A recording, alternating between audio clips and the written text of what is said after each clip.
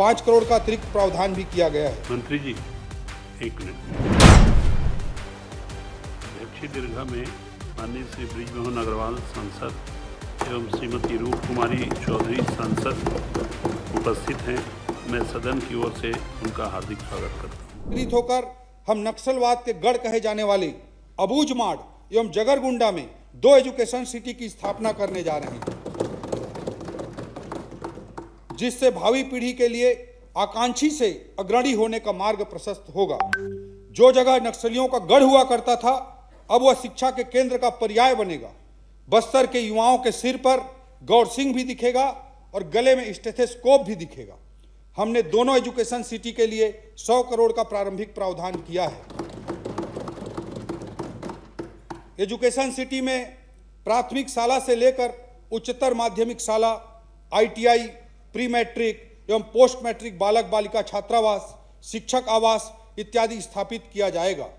एक ecosystem develop किया जाएगा। यह महज कुछ संस्थानों का समुच्चय मात्र नहीं होगा, बल्कि प्रेरणा का एक बड़ा केंद्र बनेगा। मुख्य धारा से जुड़कर कैसे अपनी जिंदगी को बदला जा सकता है, इसका यह एक बड़ा उदाहरण प्रस्तुत करेगा।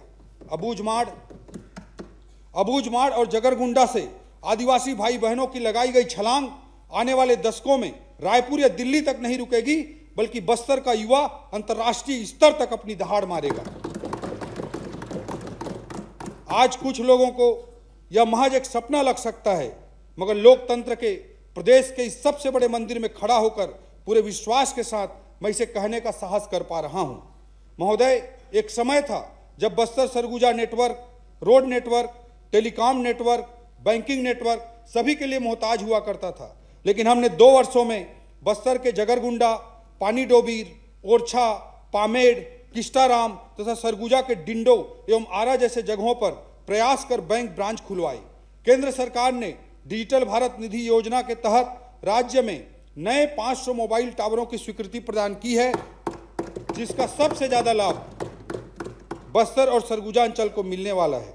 महोदय, बस्तर में विश्वसनीय इंटरनेट सेवा बनाए रखने के लिए बस्तर नेट परियोजना के तहत बजट में 5 करोड़ का अतिरिक्त प्रावधान भी किया गया है। मंत्री जी, एक मिनट।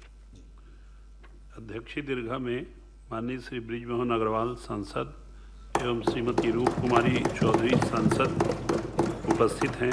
मैं सदन की ओर से उनका हार्दिक स्वागत करता हूं। माननीय सभापति महोदय, बस्तर और सरगुजा दोनों ही संभाग भौगोलिक दृष्टि से काफी बड़े हैं तथा आबादी का घनत्व कम होने से यहाँ ट्रांसपोर्ट की सुविधाएं पर्याप्त नहीं हैं। हमने पिछले बजट में यह वादा किया था कि इस समस्या का समाधान हम करेंगे।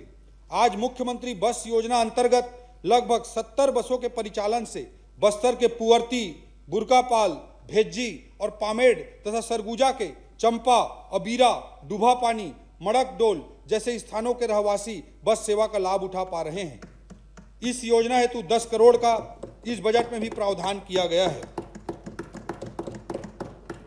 सभापति महोदय, भय के कारण जिस बस्तर में जाने से लोग परहेज करते थे, आज उसी बस्तर के चित्रकोट, तीरथगढ़, धुड़मारास, टाटामारी, दोड़काल इत्यादि अनेक स्थान पर आकर्षक पर्यटन के केंद्र बन रहे हैं।